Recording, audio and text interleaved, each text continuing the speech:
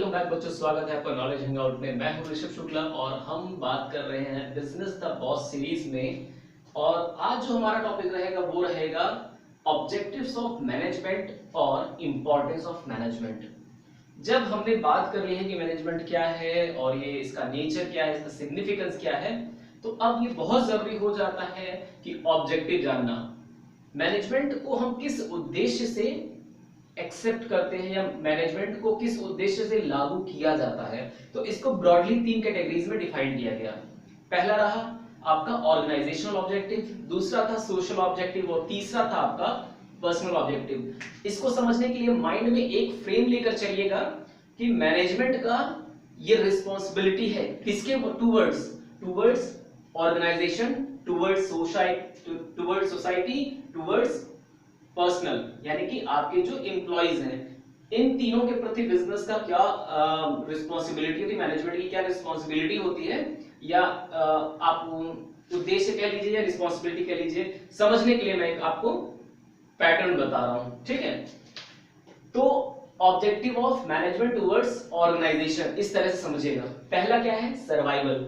Management क्यों जरूरी है? मैनेजमेंट जरूरी है ताकि एक बिजनेस ऑर्गेनाइजेशन जो है वो मार्केट में सरवाइव कर सके, बेटर वे से सारी अपॉर्चुनिटीज को स्टडी करना, सारे थ्रेट्स को स्टडी करना और जो भी उनकी वीकनेसेस हैं उनको कन्वर्ट करना उनकी स्ट्रेंथ में। ये काम किसका होता है? मैनेजमेंट का होता है। तभी एक ऑर्गेनाइजेशन मार्केट में सरवाइव कर पाती है।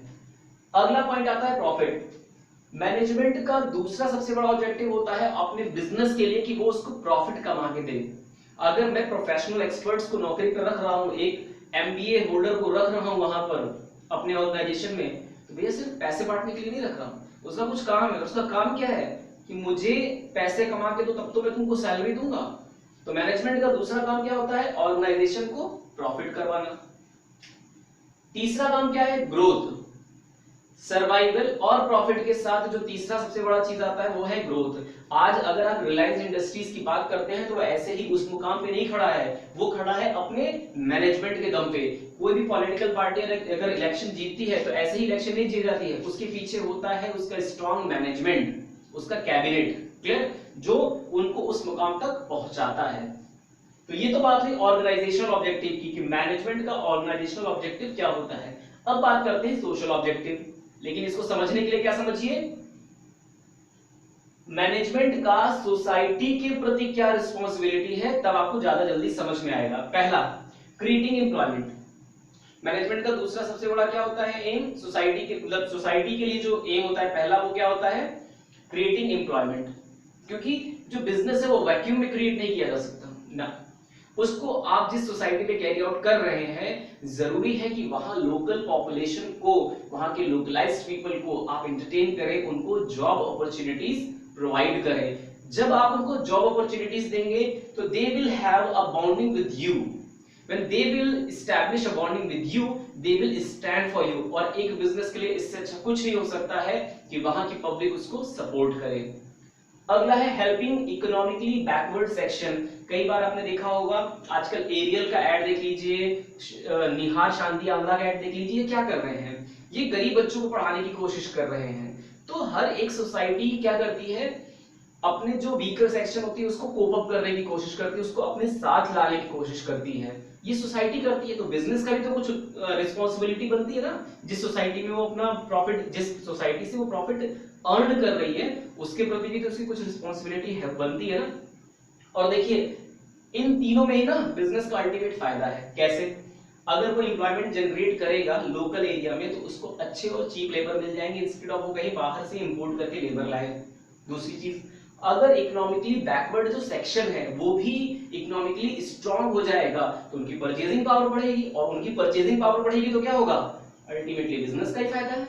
क्लियर? इसके बाद आता है eco friendly method. Eco friendly method में क्या होता है, हमें कोई भी ऐसा मेथड नहीं यूज करना है अपने प्रोडक्शन में, अपने बिजनेस में, जिससे हमारे सोसाइटी, हमारे एनवायरमेंट को हार्म होता हो। जो लोग गंगा के किनारे रहते हैं, यमुना के किनारे रहते हैं या गोमती के किनारे रहते हैं, अब मैं शहरों का नाम ले लेता हूं क्योंकि नदियों से आपको शहर का अंदाजा नहीं लगेगा। दिल्ली, आगरा, लखनऊ, कानपुर, क्लियर, ये सारे ऐसे कुछ एरियाज है जो मैंने सेलेक्टेड नाम बताए हैं। जहां के लोकल लोग जानते हैं कि हमने नदियों को किस हद तक खराब किया है, किस हद तक गंदा किया है। उसके बाद बात कर लेते हैं पेड़ों की कटाई पर। ये जो ग्लोबल वार्मिंग है और ये जो पोल्यूशन है वो किसका नतीजा है, वो किसकी देन है, हम लोगों की देन है। क्लियर? तो हमें कुछ ऐसा काम नहीं करना है जिससे हम सोसाइटी को हार्म करें और हमें एडवर्स इफेक्ट हो। अब देखिए इसका एडवर्स इफेक्ट कैसा होता है। आपने नदियों को नुकसान पहुंचाया, आपकी फैक्ट्री बंद हो गई। आप अगर फास्ट फूड कॉर्नर का बिजनेस चला रहे हैं, लाइक आप पिज्जा बर्गर और इन सब पे डील कर रहे हैं, अगर आपने अच्छा साफ सफाई नहीं रखी है अपने आसपास, उससे बीमारियां फैली, तो लोग ऑब्वियसली फास्ट फूड और जंक फूड को अवॉइड करने की कोशिश करेंगे, आउटसाइडर फूड को अवॉइड करने की कोशिश करेंगे। अल्टीमेटली लॉस आपका है। क्लियर? तो हर बिजनेस चाहता है इको फ्रेंडली मेथड यूज करना और सोसाइटी में हीरो बने रहना। अगला है पर्सनल ऑब्जेक्टिव। मैनेजमेंट का अपने एम्प्लॉइज के प्रति भी कुछ रोल रिस्पॉन्सिबिलिटी बनती है। पहला क्या कि फेयर वेजेस दिलाना अपने वर्कर्स को, पहला काम। दूसरा, अपने वर्कर्स को प्रमोशन अपॉर्चुनिटीज प्रोवाइड करना, क्योंकि अगर आप अपने वर्कर्स को प्रमोशनल एक्टिविटीज में इन्वॉल्व नहीं करते, उनको आप प्रमोशन का चांस नहीं देते, तो दे विल नेवर स्टिमुलेट और get motivated to work more stronger or harder in your organization. Okay, they will try to switch from your company to some another company. Clear? दूसरा है social recognition. जब एक बंदा किसी private job को पकड़ता है या किसी गवर्नमेंट जॉब को पकड़ता है या किसी भी कंपनी में जॉब करता है, तो वो सबसे पहली चीज क्या सोचता है, सैलरी अच्छी होनी चाहिए। दूसरी चीज क्या होती है, यार एक स्टैंडर्ड होना चाहिए, लोग मुझे जाने, मेरा एक सोशल रिकॉग्निशन होना चाहिए। जब मैं आऊं तो मैं एक कार से आऊं, जब मैं आऊं तो कोट और सूट पहन कर आऊं, लोग मुझे कहें कि हाँ यार ये कंपनी में जॉब करता है। तो वो क्या है, सोशल रिकॉग्निशन है। आपको क्या करना है, अपने एम्प्लॉइज को इतना ट्रेन करना है, इतना ग्लूम करना है, इतना ग्रूम करना है कि वो लगे कि हाँ ये इस कंपनी के एम्प्लॉय हैं। क्लियर? तो सोशल रिकॉग्निशन भी किसकी जिम्मेदारी बनती है, मैनेजमेंट की। अगला है good working condition. Believe me, अगर आप अपने एम्प्लॉइज को अच्छी वर्किंग कंडीशन नहीं प्रोवाइड कराते हैं तो आपको काम भी वैसा ही बेकार और घटिया मिलेगा जैसा आप घटिया एनवायरनमेंट प्रोवाइड कराएंगे। क्लियर? तो अगर एम्प्लॉइज अपनी वर्किंग कंडीशन से खुश है, अपने एनवायरनमेंट से खुश हैं, तो क्या होगा, वो एक एंथुसियास्टिक वे में काम करेंगे। बहुत सारी एमएनसीज ऐसी हैं जो अपने एम्प्लॉइज को एक वर्ल्ड क्लास एनवायरनमेंट दे रहे हैं। क्यों? ताकि एम्प्लॉइज साइकोलॉजिकली और मेंटली फ्री और फ्रेश फील करें और काम को बहुत अच्छे से करें। क्लियर? तो ये थे 3 ऑब्जेक्टिव मैनेजमेंट के। चलिए अब लगे हाथ बात करते हैं इंपॉर्टेंस ऑफ मैनेजमेंट। क्यों जरूरी है मैनेजमेंट? पहला, it helps in achieving group गोल।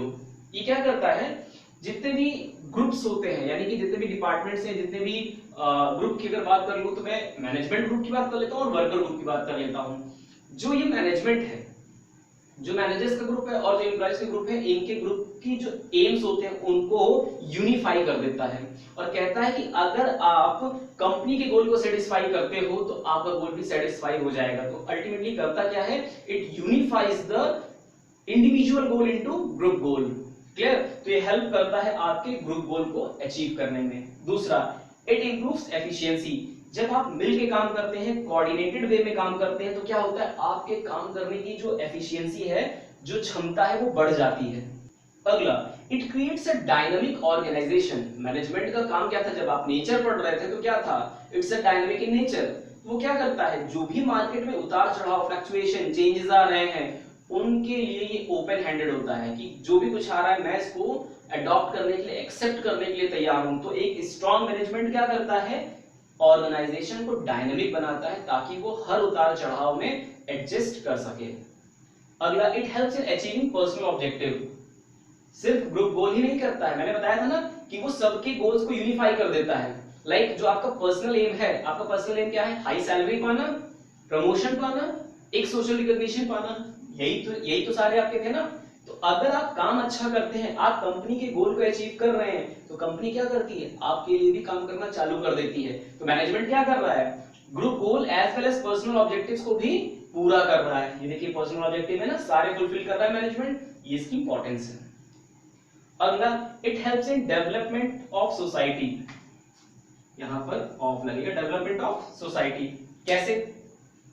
अगर आप इस वाले पॉइंट को देखते हैं, क्लियर, तो भी आपको थोड़ा बहुत समझ में आएगा। चलिए इसमें थोड़ा सा चीजों को ऐड ऑन कर देता हूं। होता क्या है, एक लिंक करके एक स्टोरी बता रहा हूं कैसे सोसाइटी का डेवलपमेंट होता है। बिजनेस ने सबसे पहले क्या किया, आपके एम्प्लॉयमेंट जनरेशन को बढ़ावा दिया है। उसने एम्प्लॉयमेंट जनरेट किया, 100 लोगों को नौकरी दी, यानी कि 100 परिवार को नौकरी दी। मैं बात करता हूं 100 परिवार को नौकरी दी तो उनकी जो इकोनॉमिकल कंडीशन थी वो अच्छी हुई। इकोनॉमिकल कंडीशन अच्छी हुई तो उनकी परचेजिंग पावर बढ़ी। परचेजिंग पावर बढ़ी तो उन्होंने क्या किया, जो नेशनल प्रोडक्ट्स थे, जो फाइनल गुड्स एंड सर्विसेज थी, उनको परचेज किया, कंज्यूम किया। यानी कि कहीं ना कहीं आप नेशनल लेवल तक इसको हिट कर रहे हैं। क्लियर? आप अगर लोगों को एम्प्लॉयमेंट दे रहे हैं तो आप नेशनल इनकम में इंक्रीमेंट कर रहे हैं, डायरेक्टली इनडायरेक्टली हर तरीके से। उसके बाद वो 100 लोग इनकम गैदर करेंगे, वो इनकम टैक्स भरेंगे, इनकम टैक्स भरेंगे, देश की इनकम होगी, देश की इनकम होगी तो क्या होगा, फिर से जो बैकवर्ड एरियाज हैं उनको अपलिफ्टमेंट मिलेगा। तो आप क्या कर रहे हैं, आप सोसाइटी का डेवलपमेंट कर रहे हैं। This is how management is important for the organization or for the corporate section. That's all for the today's session. I hope you have enjoyed it. Keep watching Knowledge Hangout. Have a nice day.